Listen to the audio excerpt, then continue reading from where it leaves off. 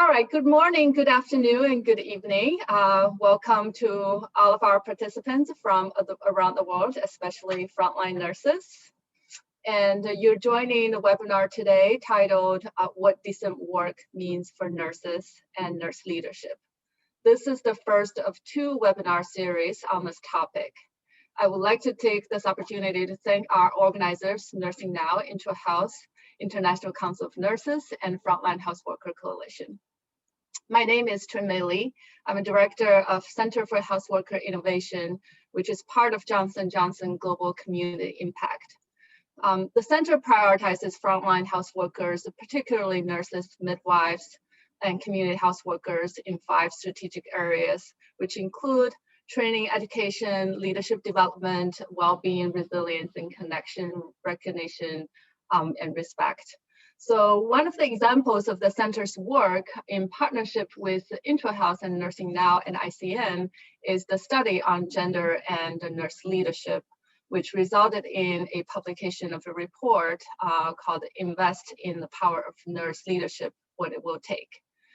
The report uncovered systematic and multidimensional gender barriers to leadership in nursing profession and offered recommendations at a global, national, institutional, and individual level. So our speakers today will share some of the findings from this study. So the report was released about a year before the world learned about COVID. COVID exacerbated issues such as health worker shortage, unsafe working conditions, burnout, etc.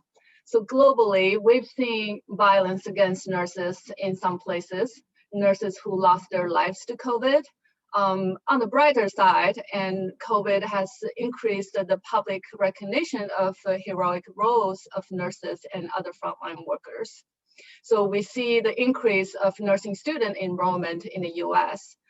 It was reported in recent news that there's 6% increase in nursing students based on survey from 900 nursing schools across the country. So we also remember the clappings and the cheerings at 7 p.m. every day for many months in 2020. So whether these cheerings and clappings will be translated into real investment is yet to be seen. We can all agree that this is a historical moment for nurses.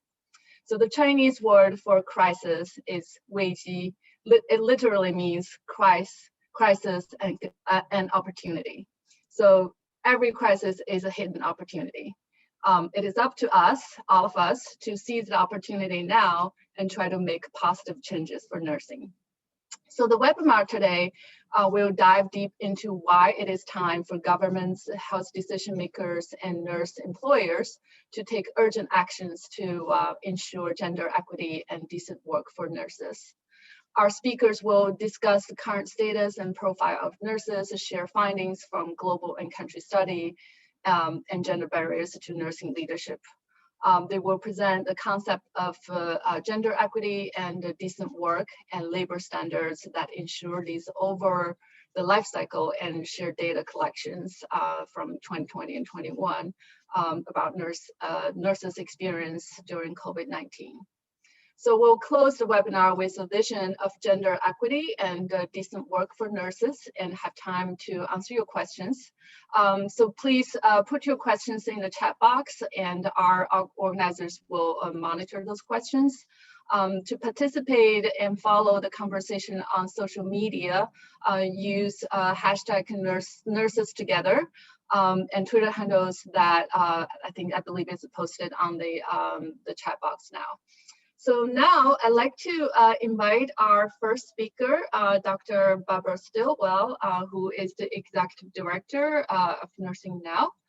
Barbara has a long experience in championing health worker and strong health systems.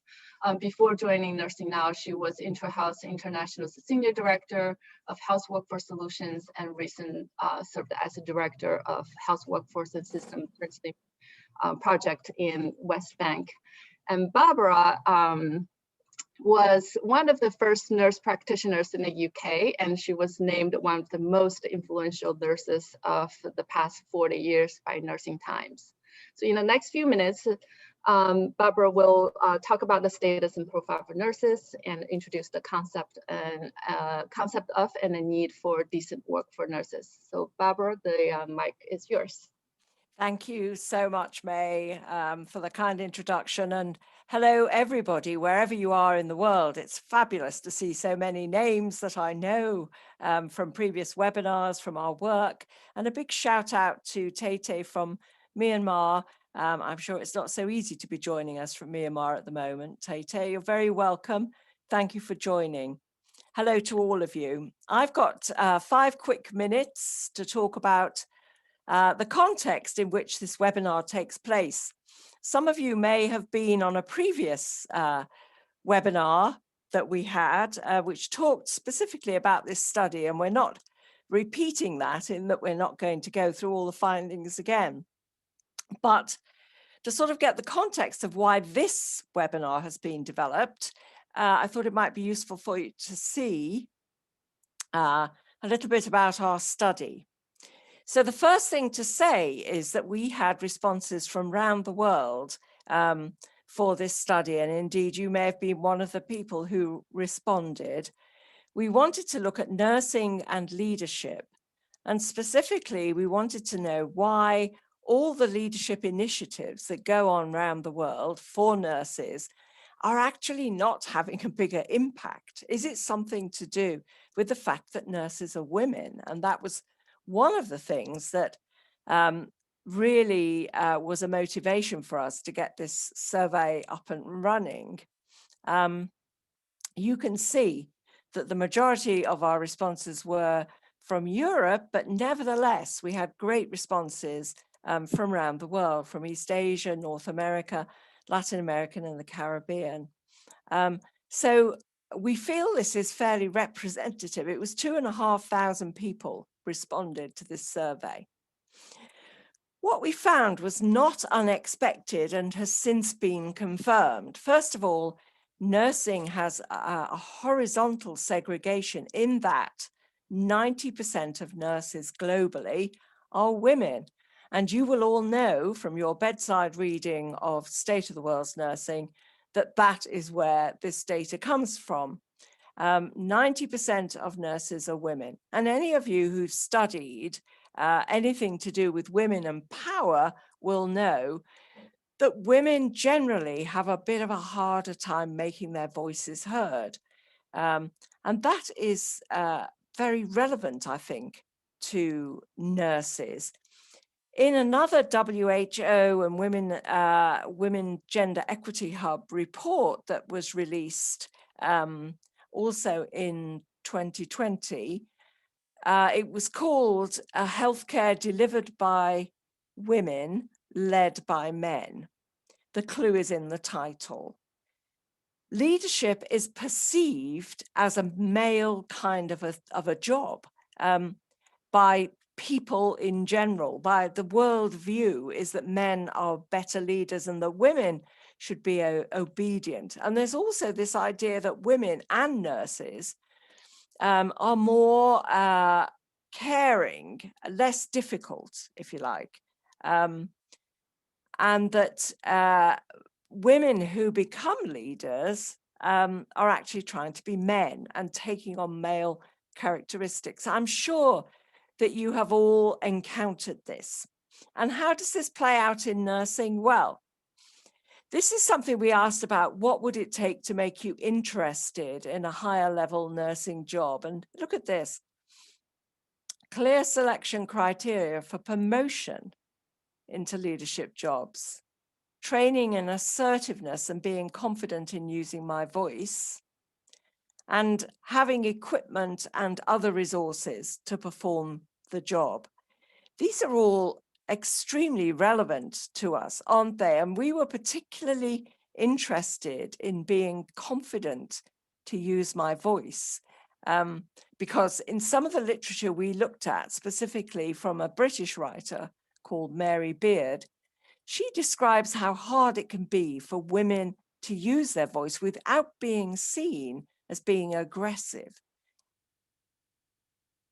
We also looked at leadership capabilities. So if you want to become a senior leader in the nursing world, to what extent do the following capabilities matter?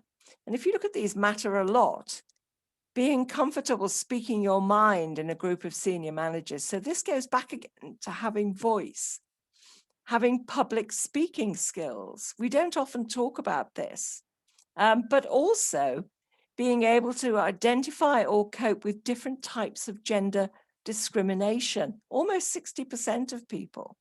And then knowing how to effectively advocate and knowing how to engage in formulating policy. So these remain areas that we are specifically interested in. And one of the reasons that Nursing Now is currently running an advocacy season, and I'll talk a bit more about that at the end.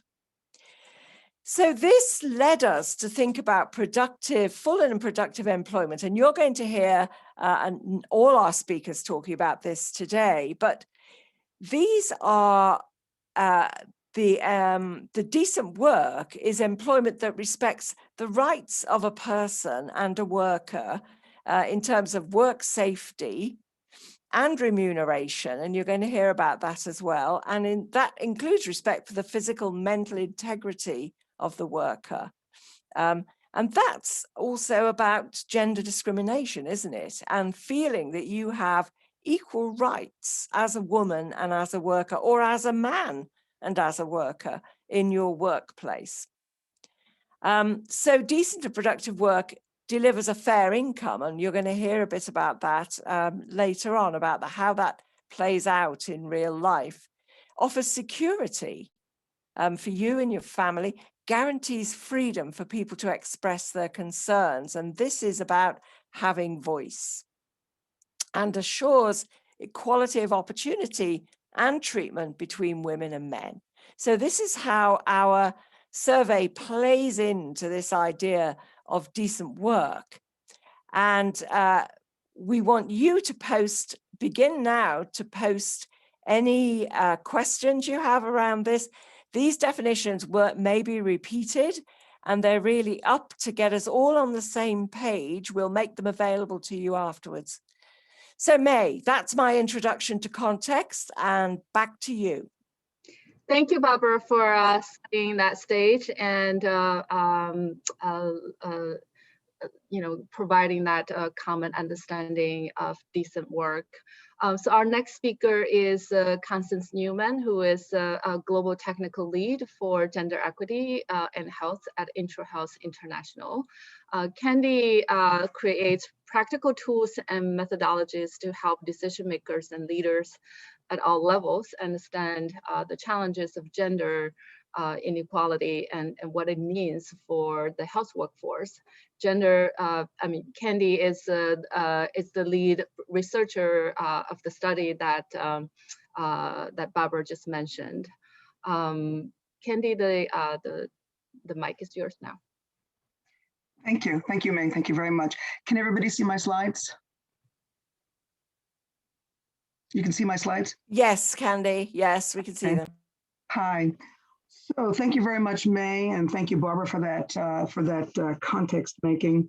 It's my job today to present findings from three health workforce studies, two of which were about nurses, focusing on nurses, to set the stage for this larger discussion of what decent work can be for nurses, and how nurses can advocate for decent working conditions, acceptable working conditions, in order for them to apply the full scope of their skills in the pursuit of health for all.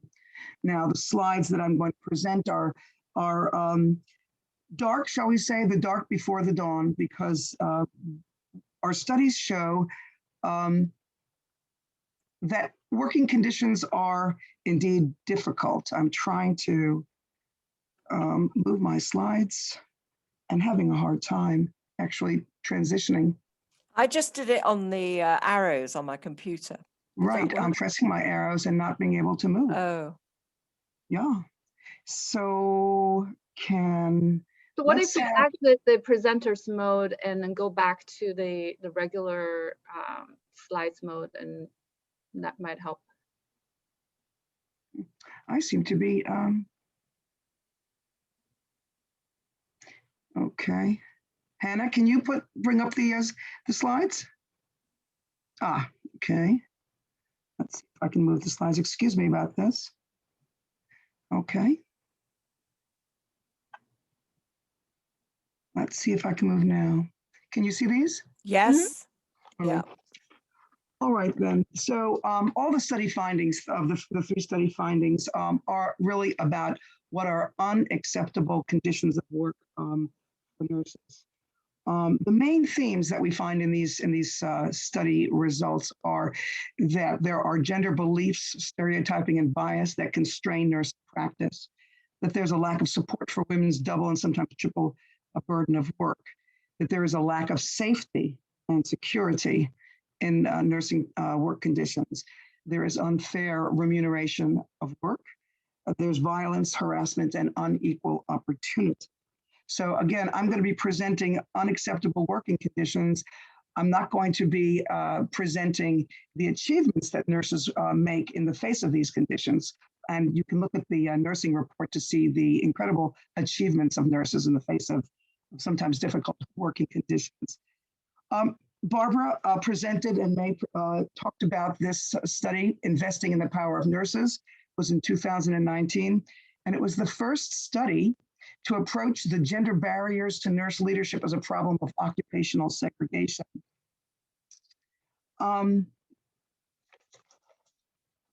We considered actually 3 types of leaders. Nurses told us that leadership is not only policy strategic leadership, but there's also educational leadership, and then there is clinical leadership. And that leadership happens at all these levels. And so the constraints that we consider can be at all of these levels. We also did interviews with 7 nurse leaders from 7 regions. And so we used a framework of occupational segregation that looks at economic factors, access to networks, and cultural mechanisms that drive occupational segregation. And we found that cultural mechanisms, gender beliefs, stereotypes, and ideologies, employer discrimination, and institutional discrimination, for example, were by far the most important drivers of occupational segregation. And so in terms of employer and institutional discrimination, or these could be neglect, the global survey found what appeared to be examples of discrimination: non-support of life cycle events and non-support of the integration of domestic and professional responsibilities, which led to nurses, female nurses, being marginalized when it came to nursing.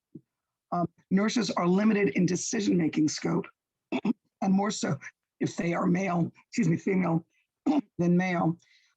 This non-support of life cycle events and non-concern for the integration of domestic and professional responsibilities led to time poverty. And there was also a lack of funding, which made it hard for nurses to pursue higher education, lack of time to pursue research grants and leadership and development. I want to dig a little bit deeper into the stereotypes, the beliefs and stereotypes Barbara had presented to you earlier. In the global survey, 77% of the study respondents, regardless of their gender or regions, said that stereotype images of doctors as dominant and nurses as subservient was an important or very important barrier to nurse leadership. This slide's taking some of the images that Barbara presented earlier and put them sort of in arrange them sort of in negative stereotypes and positive stereotypes. On the left, you see nurses as doing dirty and menial tasks. Nurses have soft skills, not hard technical skills. Less competent as leaders than doctors. Nursing is inferior. It's a low occupation. It has a second-class stigma to it. Nurses are subservient. So these are the kinds of stereotypes that emerged from the global survey data, in particular, the open-ended responses to the survey. Now, there are also positive stereotypes. Nurses are angels. Nurses are caring. Nurses are, if they're not competent as leaders, they're competent in nurturing, obedient and submissive. They are altruistic, they're service-oriented, so subservient or altruistic. But you see here that there are constraints in these stereotypes, whether it's positive or negative, it constrains nursing practice and can be disempowering. Now, there were some of the respondents perceived gender bias. Although nursing is a female-dominated profession, men are perceived to be favored for promotion in nursing. Men were perceived to benefit from what is called in the literature a glass escalator into leadership, which is simply carrying a cultural advantage into a female-typed profession. But female nurses face a glass ceiling. Again, remember Barbara talked about this study done by WHO, Women in Global Health, called Delivered by Women and Led by Men. And this is what we see underneath that phenomenon. Men are perceived to advance more quickly because they're in the minority and are purposely selected and promoted for quick advances, while female nurses have to prove it again. That's their competence.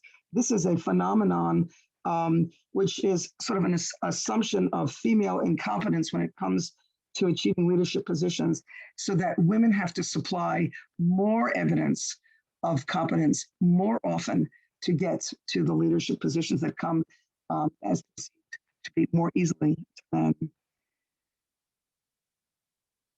Let's move on to the Kenya follow-up case study. A year after the global nurse leadership study, we did a case study in Kenya. It was to spotlight the views of Kenyan nurses as they relate to leadership and the gender-related barriers to that. The follow-up involved 29 Kenyan nurses, nursing students, nurse policy leaders, and specifically focused on their personal experiences. And so what did we find? We found these results are very, very similar to the global nursing survey. You see here, decision-making power does not correspond to nurses' level of experience. Part of that is related to task-sharing policies that, for example, do not allow nurses to give injections, even though that may be required. There's understaffing in the face of an enormous amount of time that is required for their work. Nurses are underpaid when they're paid. The work is precarious in terms of being hired on short-term contracts. And when that happens, when the new contract starts, nurses have to wait 3 months for getting to be paid again. And that there are barriers moving up the career ladder. And they find that because of the amount of time that they spend on their work and also on their families, they don't really have time. There's no time off actually for getting additional certification to be able to move into higher level positions. And so that there's a sense of being stagnating at lower levels. Now, very important, again, just like it was in the global survey, it is an unacceptable working condition for nurses globally and also in Kenya, we may say, is this issue of juggling household and professional work. And when nurses in Kenya had to juggle household and professional work, it was made more difficult when there is or was no travel hardship or hazard pay, nor were there paid benefits to hire household help to manage family responsibilities while on travel. And again, this is also in relation to rigid duty rosters, full-time working hours. And this created a good deal of conflict and stress in the lives of nurses. And this issue here of scheduling, inflexible schedules that don't allow nurses to breastfeed if there's nothing on site. Nurses were also, when COVID came into play, nurses were afraid to go home to breastfeed because they didn't have PPE and they felt that they couldn't protect their families from infection. We're going to move now very quickly into a study from Uganda. This was the Uganda Ministry of Health Sexual Harassment Prevention Response formative assessment.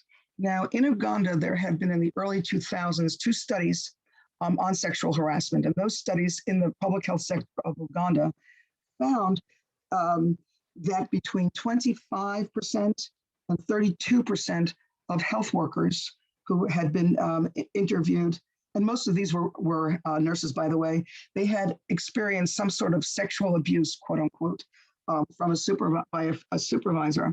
So in 2017, the Ministry of Health decided that they wanted to get a handle on these data and to create an effective prevention and response system.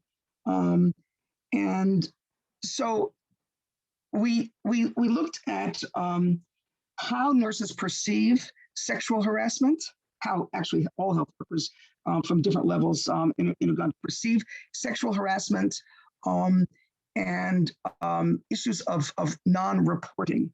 And the data show that there actually were 3 categories of sexual harassment. It was called sexual coercion, unwanted sexual attention, and gender harassment. This is a little bit different from the definition that looks at quid pro quo in terms of either sexual quid pro quos or hostile sexual environments. There's another category here. Let me go through the data and show you some of the results from Uganda. Sexual coercion is when favorable professional or education or treatment is conditioned upon a sexual exchange. It's characterized by intimidation, the use of physical or psychological force, indeed coercion. So what was found in the Uganda study was that actually sexual coercion occurred at all stages of the employment cycle, And so, for example, at recruitment time, sex was demanded in exchange for being hired. That was for female recruits. Male employees were actually asked for money. There were delays in confirmation of service, delayed promotion, bad performance appraisal, and risks of being demoted once you're or not selected for training or not given an opportunity if you were to not give in to these sexual demands. So this is an informal system going on. It is recognized by many, but not spoken of, where there are rewards in exchange for sex and administrative retaliation to punish refusal throughout the employment cycle. So that's sexual coercion. The second one is unwanted sexual attention. And this is unwelcome, unreciprocated behavior aimed at establishing a sexual relationship at work. And so you see here, bad touches. In Uganda, the issue of touching without permission was very serious. Unwanted and unpleasant. Here is touching a person between colleagues. This person keeps touching without permission. It's a kiss, not merely a kiss, but a sexual kiss. Not merely a peck, but a sexual peck. And also behaviors like tickling or scratching the inside of a woman's hands to indicate one's interest. What we see here is these quotes illustrate the objectification and the sexualization of female health workers, nurses mostly, that continually violate the space of the target of these attentions and humiliate them through these attentions. The third category is gender harassment. It refers to sexist verbal and nonverbal behaviors that convey hostility, objectification, exclusion, or sort of second-class status. It has been referred to by one researcher, leader in this area, as a put down, not a come on. This is gender harassment. And so if you look at these quotes, you see mostly a psychological assaults, psychological violence, words spoken abusing you, saying that you're ugly, provoking you, calling you unqualified, you have a rotten brain. The approach can be different, says one. It can be abusive, it can be praising, but in all, it is uncomfortable. And you ask yourself, am I stupid? Am I less of a woman? So this person is talking about a sort of psychological assault on one's position at work. And again, it's a put down. It's not a come on.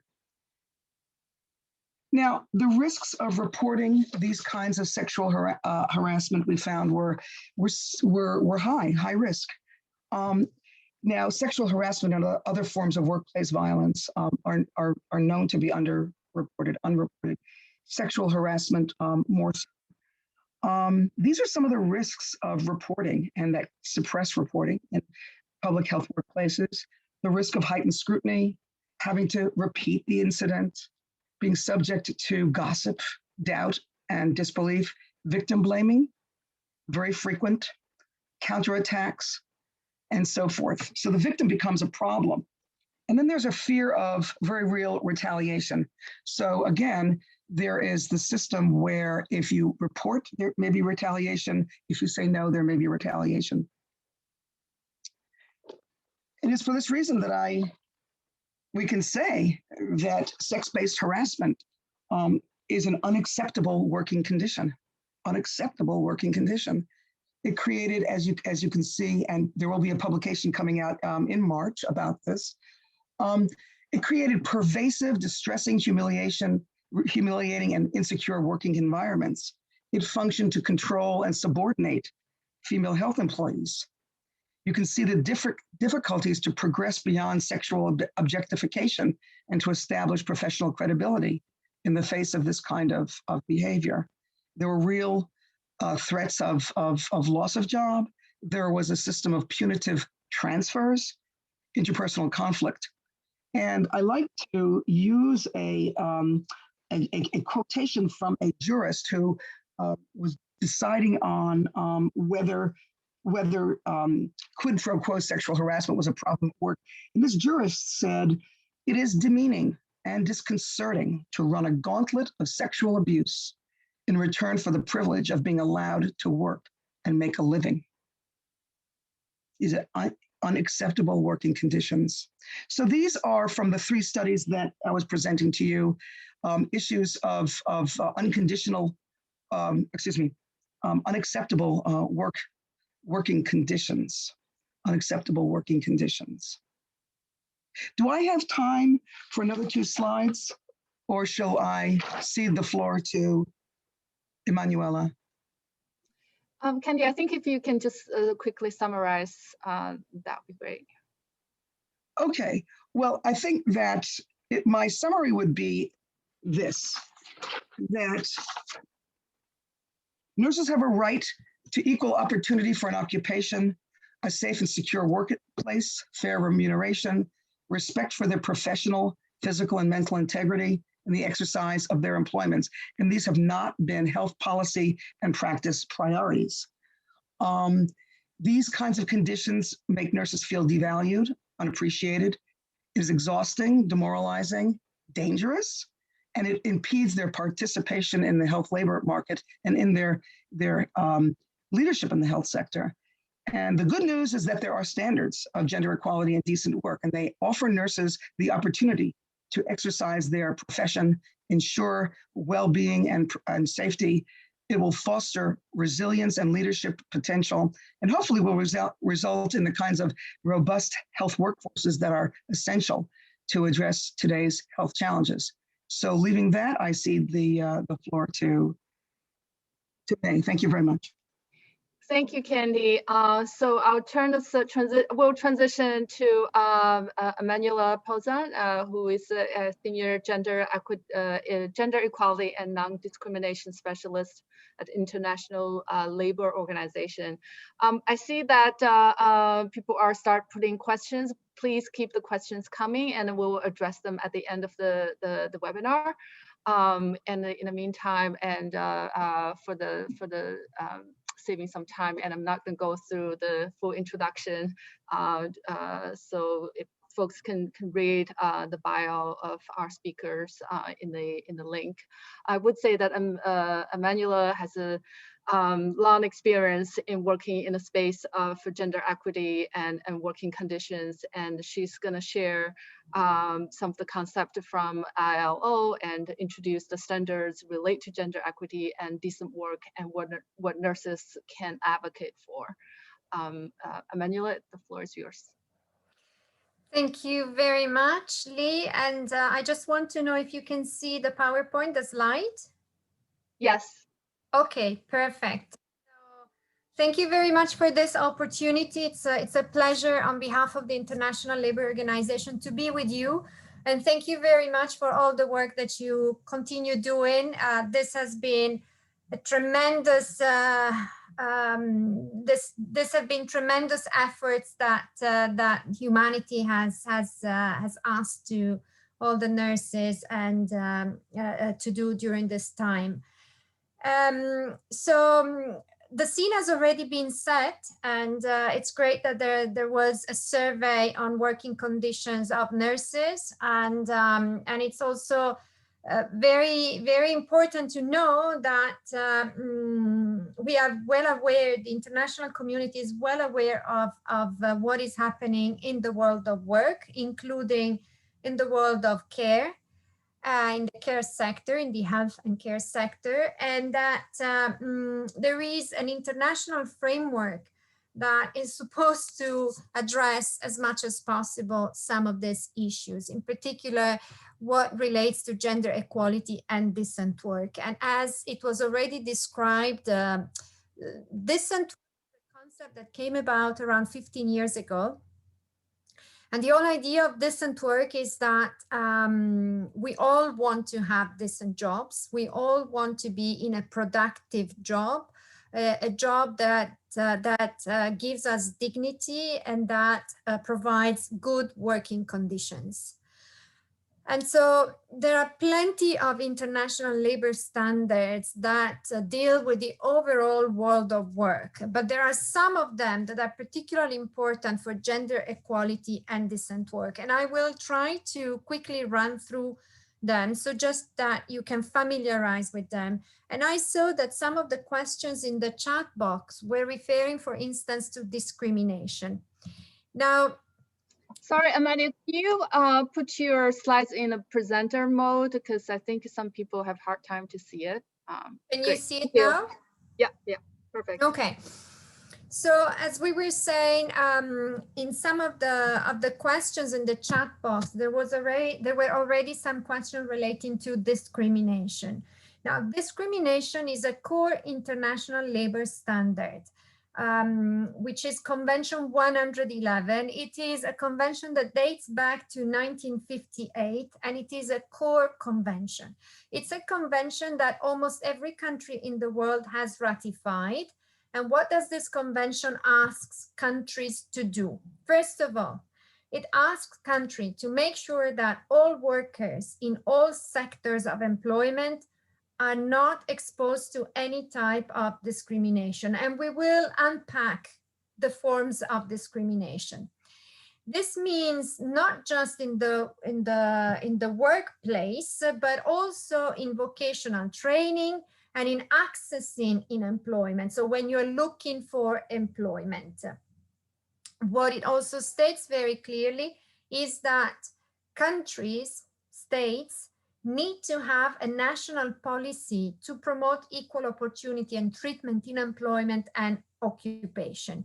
Now, most of the countries in their legislation, in their constitutions, they have the principle of non-discrimination, but this doesn't mean that it is actually implemented in reality.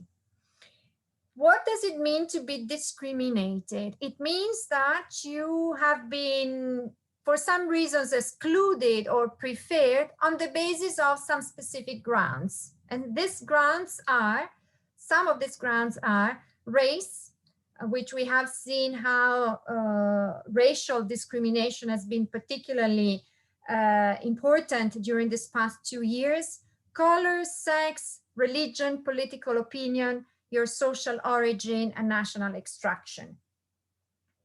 And what this convention is about is really to try to make sure that any such distinction, exclusion, or preference for in no way is putting you in a situation where you're not accessing equal opportunities and treatment in employment and occupation. There are many other types of grounds of discrimination that Convention 111 takes into consideration, and that at the time of adopting this convention were probably not so known. For instance, discriminating on the basis of age, on the basis of a disability, of genetics, of your migration status, of your physical appearance, of the fact that you belong to a trade union, or on the basis of having been exposed to sexual harassment. So there are many different types of discrimination that countries have an obligation to address in their legislations and in the measures that they put in place. One question that I saw in the chat box, there is direct discrimination, which is very clear, like saying, I pay you less simply because you are a woman. That's a direct discrimination. Or I don't allow women to have this job simply because they are women. This is, very direct, straightforward discrimination. But there is indirect discrimination, which is actually what is affecting women the most. And indirect discrimination is the discrimination that eventually, in its accumulation, will lead to the fact that women will have less chances to be in employment, and will have less chances to progress, have a career, and eventually become leaders in their sector, in their business. Indirect discrimination is the fact that women burden, for instance, a very heavy workload at home. That's indirect discrimination. Indirect discrimination is, for instance, having a common practice of doing trainings during the evening or on Saturday morning. That would also be an indirect discrimination, for instance. And there are plenty of different types of indirect discrimination that, when accumulated, they can really have an effect on the participation of women in the labor market and their progression and career. So as I was saying, there are many different types of manifestations of sex-based discrimination, like an advertisement that says, a job advertisement that says that women are not welcome to apply, or women with disability are not welcome to apply, imposing pregnancy tests for potential female employees with some very rare exceptions, or policies like in France, for instance, that there is a day off on Wednesday for children during the week. And on that day, it is very likely that women also take a day off, or they arrange for a special arrangement, working arrangement. Or as I said before, organizing training courses outside working hours, because it would be more difficult for women than men to attend. What is not discrimination, though, is, for instance, applying special measures to design and apply special measures to meet the requirements of certain categories of people. For instance, in the context of leadership, having quotas for temporary quotas for women to participate in leadership positions. This is what is called affirmative action, and it can be extremely effective, in particular in the context of leadership, to promote and support women. This would not be considered discrimination. Sorry. What I would like to discuss with you is another part of discrimination that affects pretty much all women in the world, and that relates to equal pay for work of equal value, which is also a form of discrimination. Now, during the pandemic, a lot of articles and studies have been carried out and have been written about the wage gap, the gender wage gap in the health sector. And there are studies in the UK, for instance, where they show how women, while doing the same job, or a male nurse or doctor, would actually be remunerated less. And so this is a convention that came about in 1951. It is also a core convention. It has been ratified by almost all countries in the world, and yet it is a convention that is hardly understood. What do we mean by equal pay for work of equal value? Here, we're not just looking at two jobs that are the same when the man and the woman do the same job. So a female nurse and a male nurse. Okay, here it's clear that if they are not paid the same, when they have the same qualifications, skills, responsibilities, etc., then this is clearly discrimination. But the concept of equal remuneration for equal work is actually, it goes way beyond just comparing a female nurse with a male nurse. It looks at comparing jobs from different sectors, but realizing that when a job evaluation is conducted, these jobs are of equal value. And what happens is that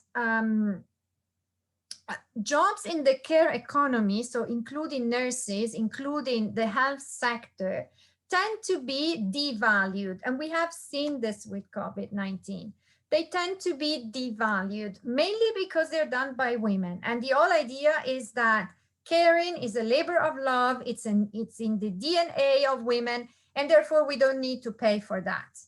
So this is an area of work that is particularly dear to the International Labour Organization. We have a full coalition, a global coalition that is fighting for equal pay for work of equal value. It's a coalition that has a lot of members, and it would be very interesting if in the capacity of your organization, you would be interested in joining. It's a coalition that really discusses and provides effective tools, practical tools, to learn how to promote equal pay for work of equal value. I'm not going to go into the details of remuneration because it's, if someone is interested, I'll be more than happy to eventually discuss some of these specific issues. But to say that we're not just looking at the basic salary, we are looking at everything that is included in your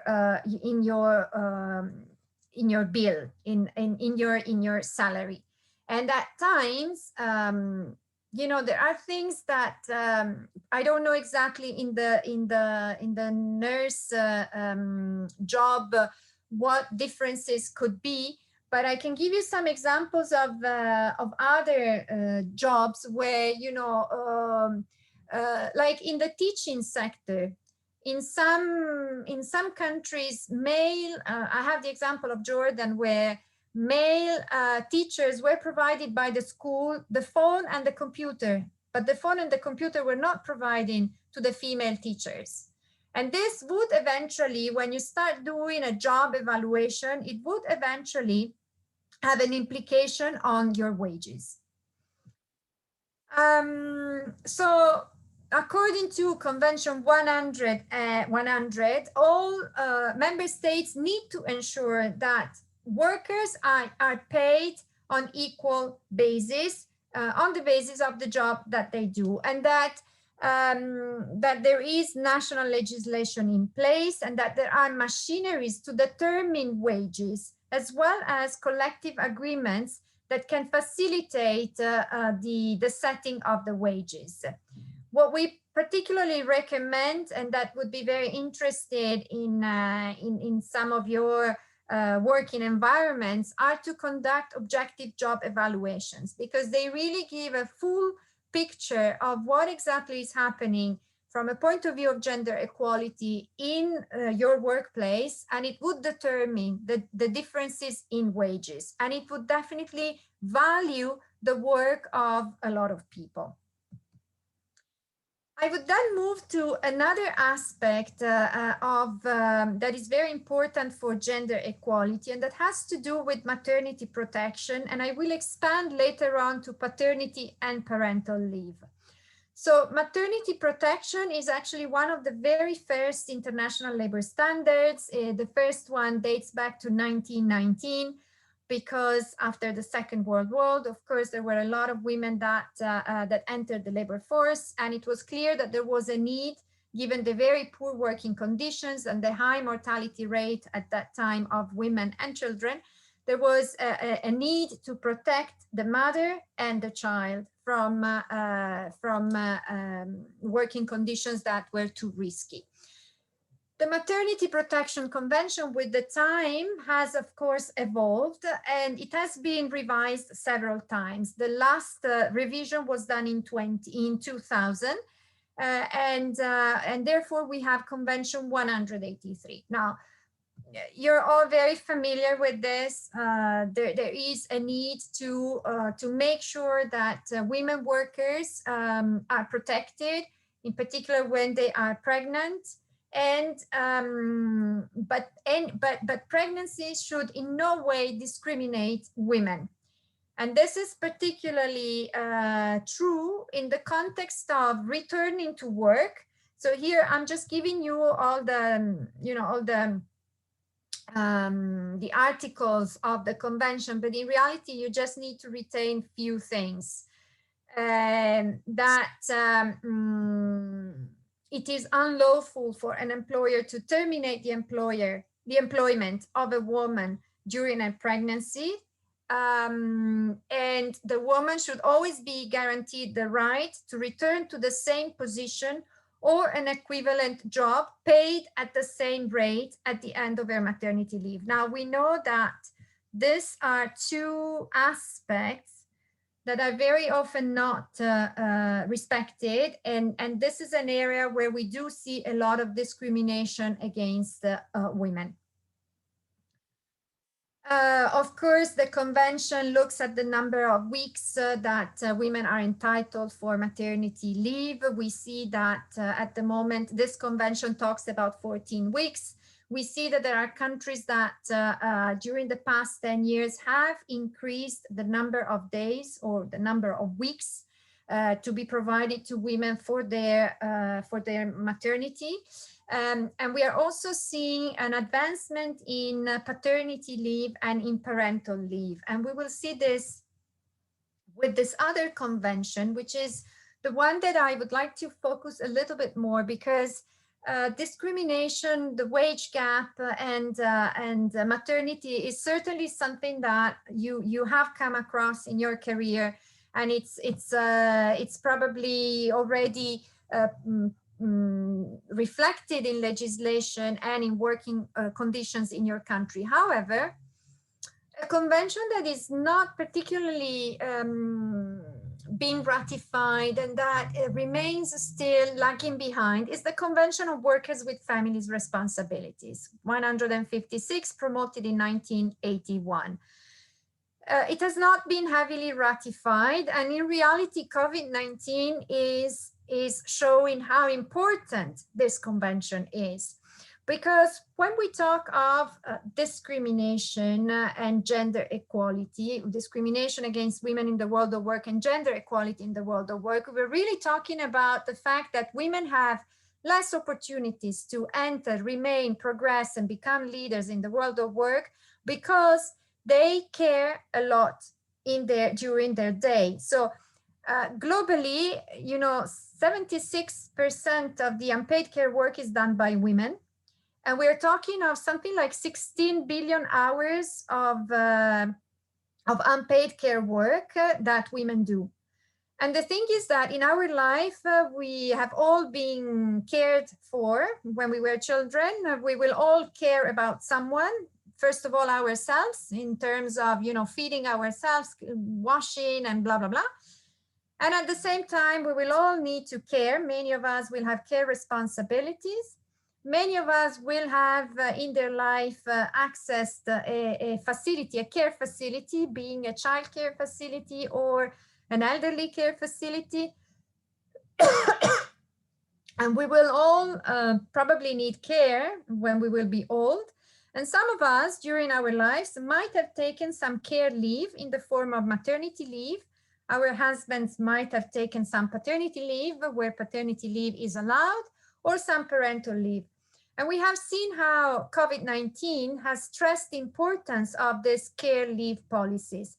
And all this package of policies, being care infrastructures and services, care provisions, care policies in terms of leave, are exactly what Convention 156 is about.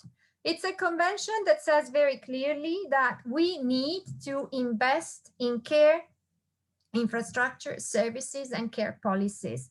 Otherwise, there is no way that that women will be able to access the labor force and remain in the labor force and become leaders on equal foot as men. So this is a convention that really needs to be promoted and needs to be embraced. And for these reasons, we are pushing right, left, and center, G20, G7, all the political, all the political arenas to really ask countries to invest in the care economy. We are asking countries to use the recovery funds of the COVID-19 to really set a priority, build childcare facilities, build elderly care facilities where culture allows. And make sure that there is more time to care. The world of work needs to embrace this idea that workers have family responsibilities, and that families' responsibilities need to be shared between women and men, but also between the family, the households, and the state. So here I will go very quickly through this. And then the other convention that is particularly important and that very much refers to what Constance was discussing is the very last convention of the ILO. It was negotiated less than 2 years ago, Convention 190 on eliminating violence and harassment in the world of work. It is the only international treaty that looks at the particular plague of violence and harassment in the world of work, because a large amount of violence happens in the world of work, and you know this better than me. And here just to say that this is a very complex convention, but it is also very forward-looking because it takes into consideration that the world of work is changing, that technology is changing the way we work. And it takes into consideration the fact that that violence and harassment is very much embedded in the way we grow up, in the culture culture that we breathe, in the societies that we live in the economies that we are part of. The convention is very much stressing the fact that we have a right to a world of work free from violence and harassment. And for this reason, and all of us have this right, and for this reason, it talks about and it proposes an inclusive, so it is for everybody, integrated and gender responsive approach, meaning that it takes into consideration that women are those that are most affected from violence and harassment in the world of work, but also men are. And so, as I said, the convention is quite complex, and you have to keep in mind two things. The convention takes into consideration that violence and harassment is discrimination, And violence and harassment has an occupational health and safety strong component. And this is where also solutions to violence and harassment can be found. So there's a definition, but I believe Constance has already guided you through a bit of the definition of violence and harassment. And as I said, it applies to all sectors. The convention recognizes that all sectors are prone to violence and harassment, but some sectors more than others. The health sector is one of those. It takes this approach that all workers are affected, can be affected by violence and harassment, and also those people that are in the world of work, like for instance, those people doing an internship, the apprentices, the volunteers, people that are looking for a job, etc. It recognizes that violence can occur at the workplace, but it can also occur, for instance, in the sanitary, washing and changing facilities, when commuting to and from work. And we have seen this with COVID-19, how nurses were at times discriminated and harassed on their way to work or coming back from work because people were stigmatizing them, etc. It proposes different solutions to address, to prevent and protect workers from violence and harassment, to enforce and promote remedies such as, for instance, fair and effective reporting, dispute resolution mechanisms, sanctions, confidentiality, the role of the labor inspectors, and guidance in terms of awareness raising, in terms of gender education, in terms of providing resources and information for all the apparatus that works on violence and harassment. And all of this information needs to be in an accessible format, meaning that it can be accessed by anyone with any type of different impairment. Last, the convention also recognizes that domestic violence, violence that happens at home, has an impact in the world of work. And we have seen this, for instance, in particular now as a large majority of knowledge workers are actually teleworking. So they are spending most of their day at home, where domestic violence is more likely to occur. And therefore, how the world of work can also be an important element to detect violence that happens at home, to provide information to workers in terms of making available information on public services, on hotlines. This is something that has been done widely by the private sector, for instance, during COVID-19. And there are plenty of interesting measures that have been taken also during COVID to mitigate the impact of domestic work. For instance, providing victims of domestic work with regular working leave. There are countries now that provide 7 days of leave for victims of domestic violence, so that they can go to the doctor, they can go to the lawyer, they can go to the court, etc. They can provide flexible working arrangements to avoid, for instance, stalking or other forms of harassment, temporary protection against dismissal. And we have seen, and this is something that might be interesting to you as well, how workplace policies, which are mandated in many countries, workplace risk assessment and policies include domestic violence. This is something that, for instance, Australia at the beginning of COVID did. So they mandated that in all workplaces, a risk assessment had to be taken by law, and that domestic violence was also taken into consideration in this workplace assessment. And of course, a lot of awareness raising. I'll stop here because I think I've used a lot of time, and you have my email, so feel free to contact me. Thank you, Emanuela. So Howard Cadden, I don't think I need to introduce you. A lot of people know you. So please go ahead. We are behind time, so I would apologize and ask everybody to stay on time.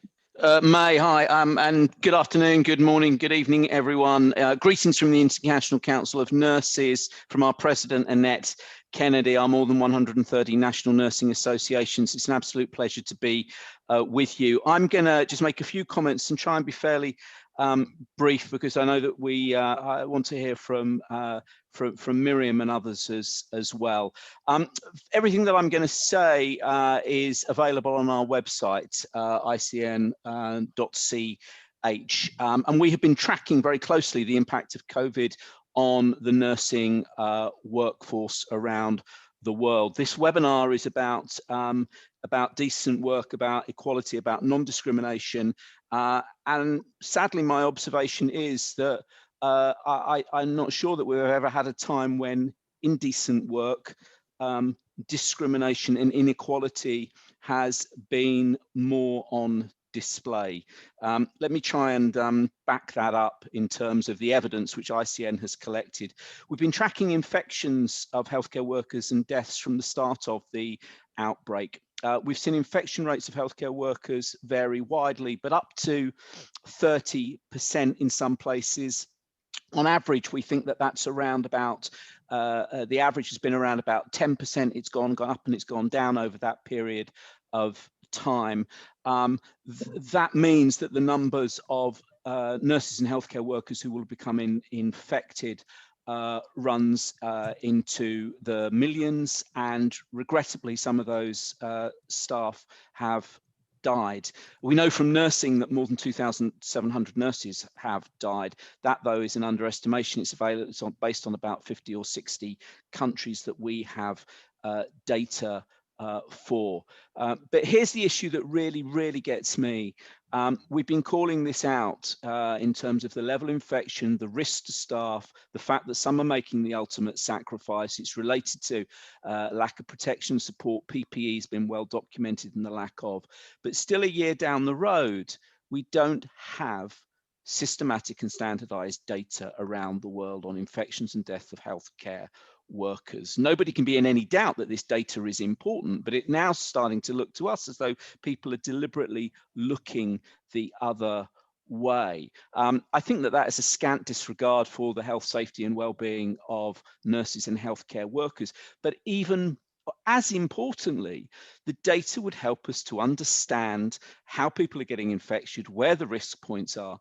It would drive, the data would drive improved policy, infection prevention, and control, and also our understanding of some of the other issues that we know are going on beneath those headline figures. For example, the disproportionate number of Black, Asian, minority and ethnic groups who have become infected and who are dying.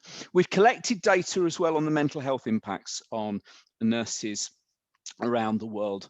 Our national nursing associations, more than 80% told us that they had been receiving reports of psychological pressure and distress from nurses. Again, the report we put out at the beginning of the year on our website, 80–90% anxiety and stress levels being reported. People fearful of going to work, that they would contract the virus, that they would then pass it on, that they didn't have appropriate PPE.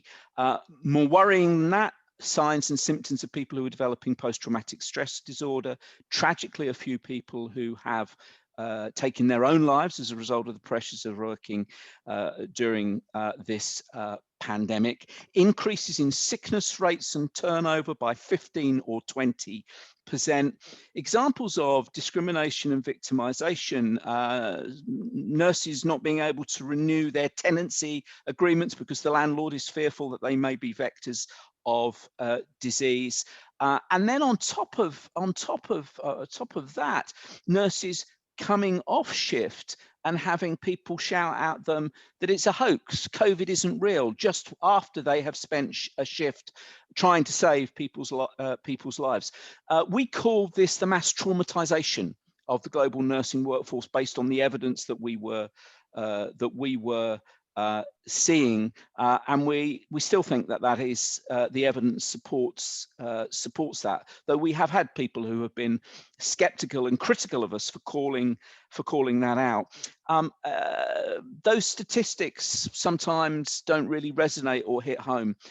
Can I'd recommend you to have a look at a very short film, 15-minute film, posted on the New York Times website. I retweeted it for those of you on social media just yesterday, which tells the story of ICU nurses in Arizona, I think.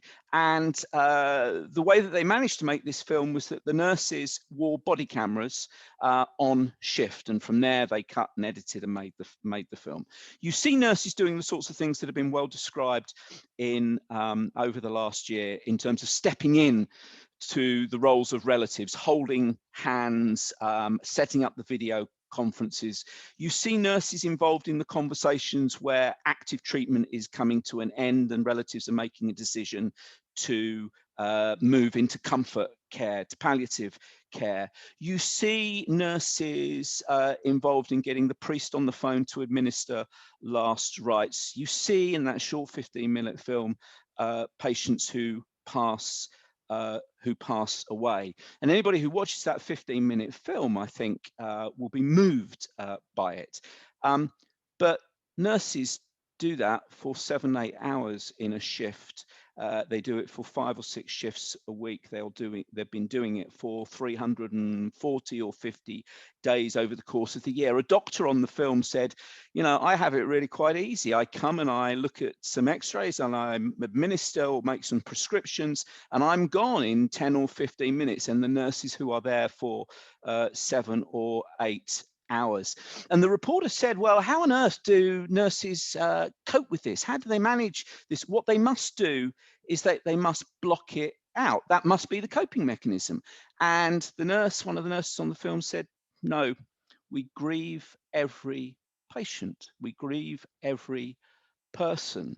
And of course, nurses do that because compassion is part of the DNA of nursing, but compassion is courageous and strong and brave to be able to cope with those demands and to deliver that level of care. So where do nurses get their support from? It must be from home. It must be, you know, their colleagues, and when they go home, that's where their support network comes from.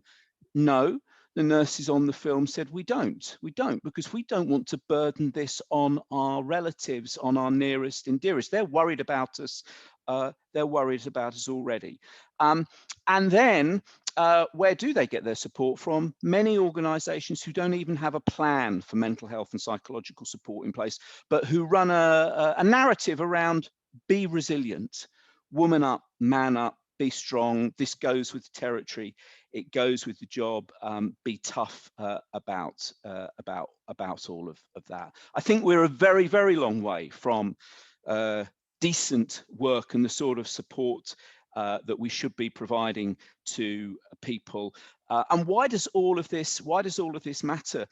This matters because we have a huge nursing shortage. It is set to increase from 6 million with the aging workforce to about 10 million in the next few years. And ICN, we've done some work to predict what we believe is a COVID effect on the nursing workforce. And we think that could push that up to 13 million. We'll be saying more about that next week. One of the other things that we're seeing is an increase in disputes and strikes and unrest around the world as well. ICN has had to write a number of letters and engage with our national nursing associations where issues about pay, about personal protective equipment, about some of the support for home-life balance, which Candice and Emmanuel have spoken so eloquently about, are not in place as well, but are often then told, well, this isn't the right time to be going into some form of pay dispute or industrial dispute. This is an industrial issue. And actually, I think what we are seeing and what is important to pull out here is that these disputes are about decent work, but they're actually about equity, and they're about quality, and they're about safety. Other speakers have talked very well about what we know about pay inequality in nursing between men and women, and about the lack of economic value for caring. But there are some other pay inequality issues which I think are taking place as well. As an example, in the US, where there is more competitive nursing labor market, what the coronavirus situation has resulted in is some nurses becoming traveling nurses, being able to attract much higher hourly or month or daily pay rates to travel around the country where there are shortages. For those healthcare providers who are rich and are usually serving higher income groups as well, to be paying $80, $90, $100. Those hospitals who are trying to recruit nurses and retain their nurses in lower socioeconomic areas are unable to compete with that as well. These pay issues are driving inequalities in care as well. If you go to the heart of coronavirus, I think one of the things that it has shone a laser-like light on are the inequalities in our health systems, in our attitudes, the way we treat people, but also some much deeper structural and institutional inequalities. The vaccine equity program that Challenge that WHO has established is a very clear example of how we're seeing that inequality play out around the world, with currently overwhelmingly high-income countries being able to vaccinate their people, and we're only just starting to move into some of the low-income countries as well. So what do we do all about this? Just two or three final thoughts, because I think there is a moment for optimism and a time for a reset. Our systems, our societies, our worlds will change as a result of pandemic. They always have. I believe they will as a result of this pandemic. Nursing is in the incredibly strong position to be at the heart of that reset and to set out the values that it wants our future health systems to look like. And equality absolutely must be one of those, along with fairness. But I think that we need to also make more strongly the argument how those principles also equate and relate to the safety and the quality of health services. This is the right thing to do for our nursing and healthcare workforce, but when we do it for the workforce, we actually improve the safety and quality of services for people who are receiving healthcare services. We need to do more to help address this chasm between policy and between practice. We know that there are standards, that there are conventions. These are all really important things. But how do we address when they are not being met? They are not being followed. We need to have the data to highlight the gap between the reality and the standard or the convention or the legal framework.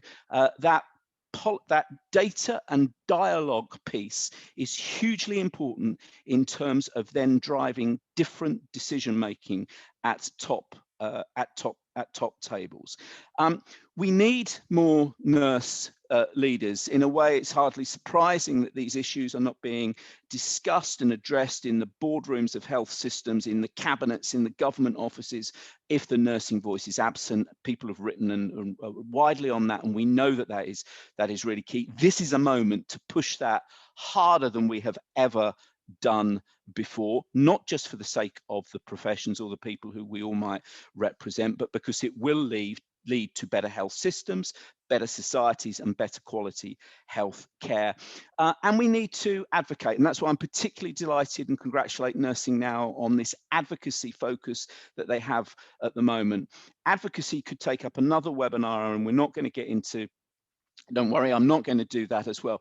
But it is sophisticated, it is skillful, it needs care, it needs attention. You need to persuade people enough that they will move without turning them off, that they will say, I'm not going to have anything to do with you. You need to build coalitions and support. You need to use the data to question, to have the dialogue, to move decision makers.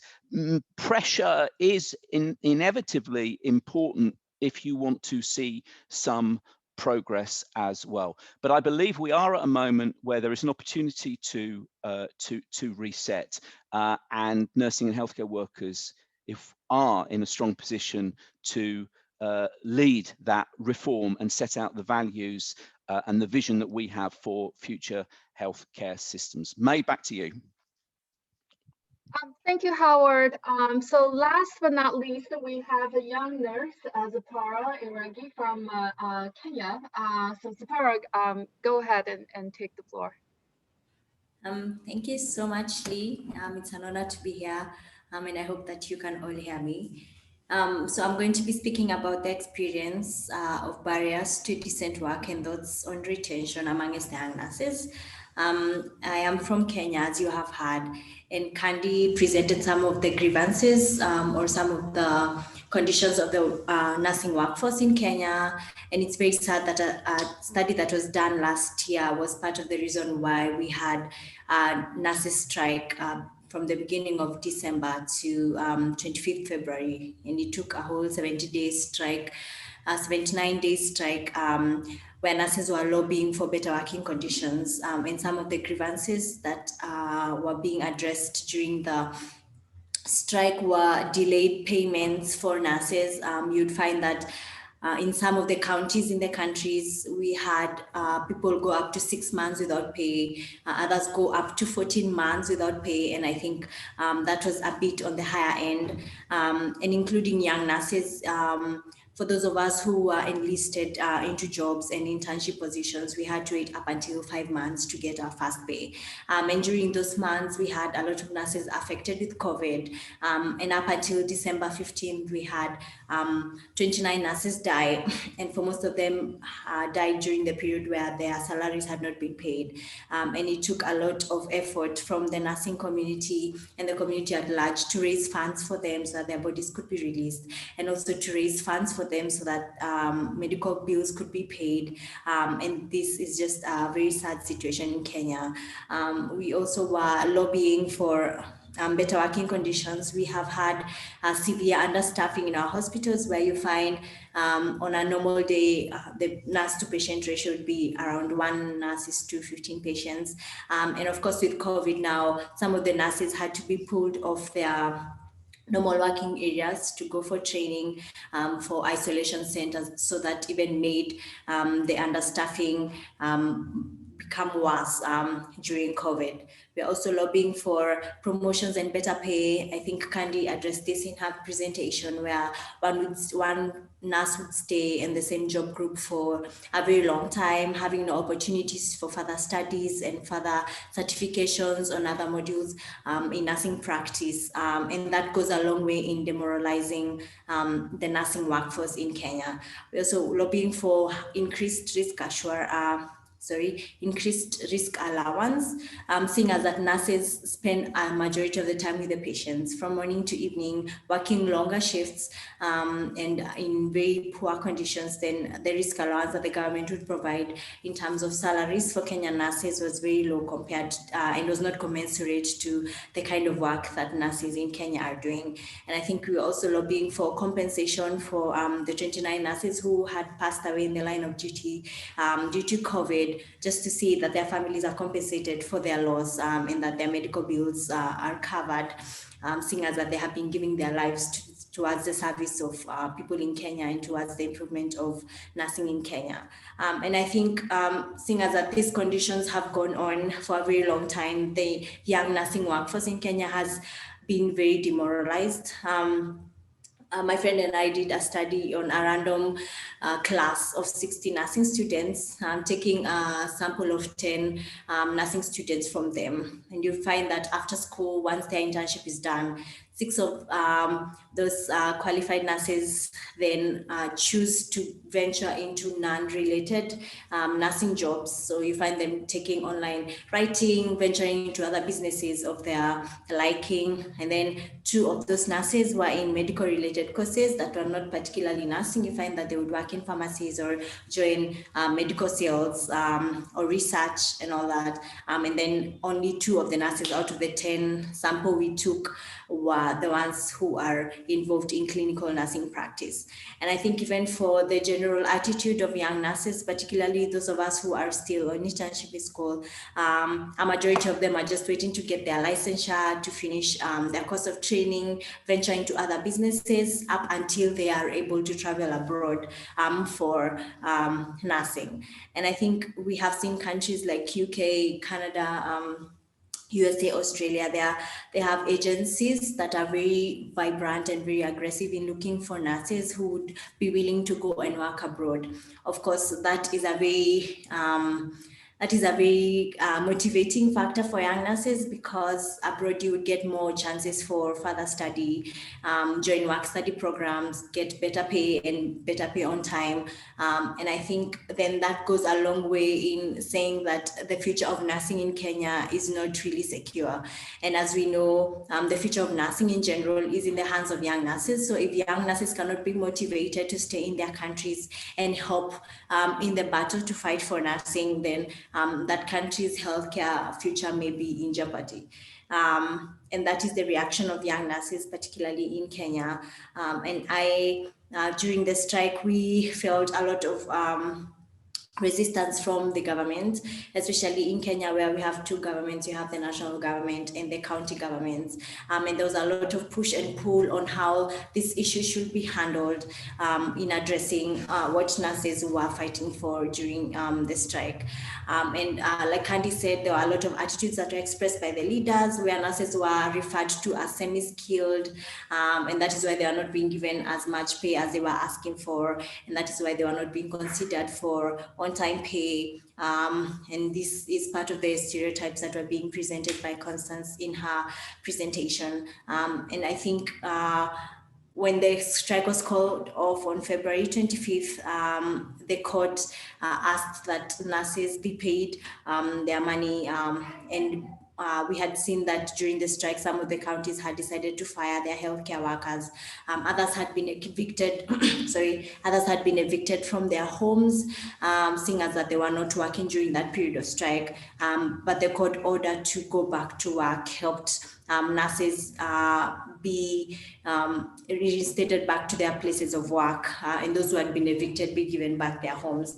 But that is the kind of situation that is in Kenya, where there is not really proper communication between the government and the nursing. And in as much as the strike was called off, a majority of what the nurses were lobbying for was not considered or was not agreed upon by the leaders. And I think now we need to particularly in Kenya, now that this situation has been going on for a very long time, we need to look for better ways to see how then we can address these issues, even as we look towards the future of healthcare in Kenya.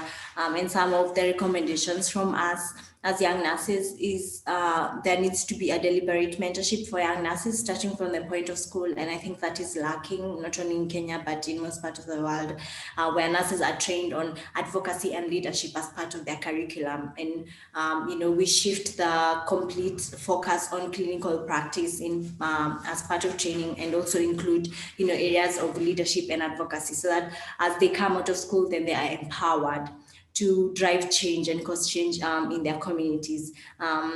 Also, we need to have like a complete established and implemented scope of practice. I think in Kenya, like we have said, our leaders keep on calling us semi-skilled because they assume that our training is at the basic level and there's only so much we can do. And I think that may be a failure of the scope of practice that we have in Kenya. And so it needs to be established and mostly implemented, being documented on what every nurse should be doing and how much they can do. And that will help in helping nurses to show to the world the role they play in improving health in their communities and in their societies.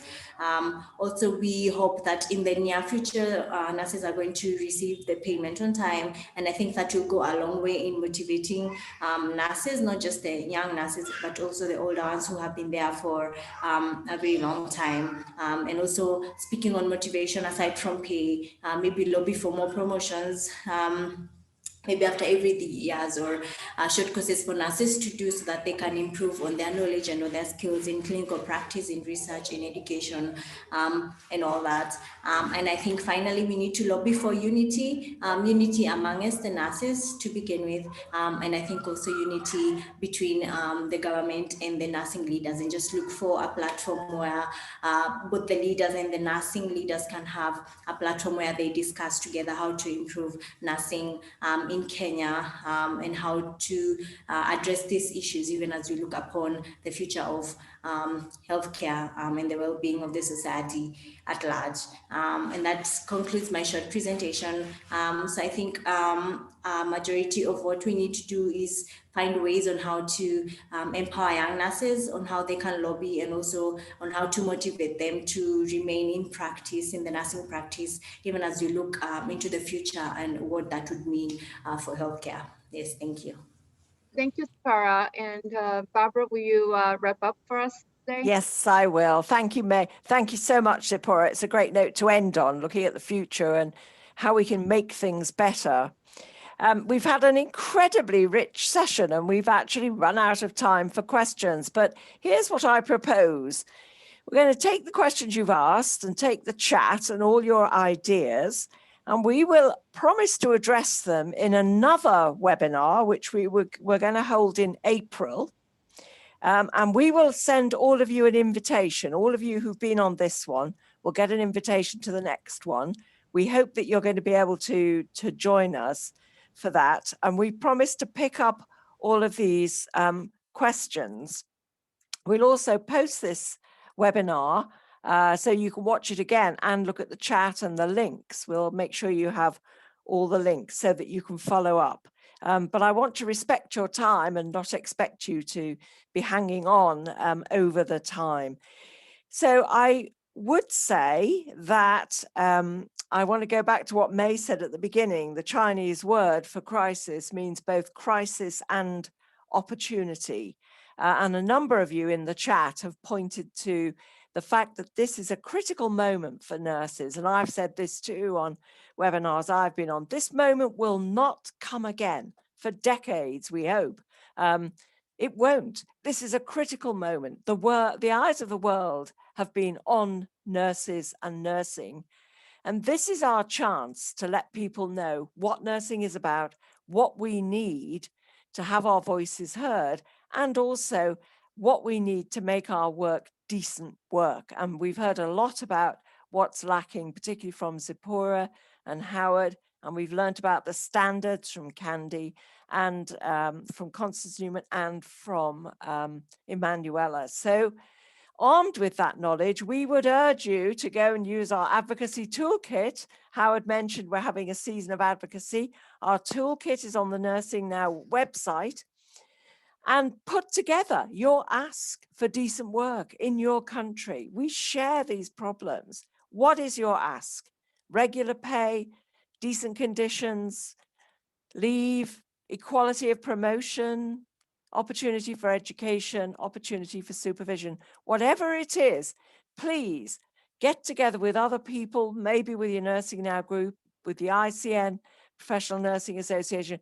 Put your ask together and make sure that your Minister of Health sees it, and if not, your Prime Minister. And please, please let us know what you did and when you did it. And we will share that. We will share that in April when we have our Day of Advocacy.